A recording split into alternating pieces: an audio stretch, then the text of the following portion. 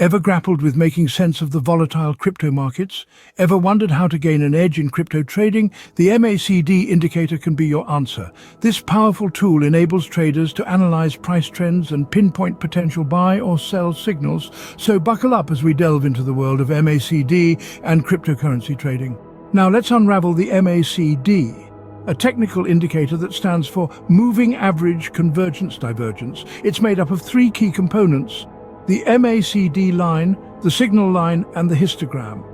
The MACD line is the difference between two moving averages of a crypto's price, while the signal line is the moving average of the MACD line itself. The histogram simply illustrates the difference between these two lines. Understanding these components is crucial, as they form the basis of MACD interpretation in crypto trading.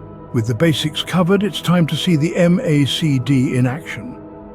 In cryptocurrency trading, MACD can help identify potential bullish or bearish trends.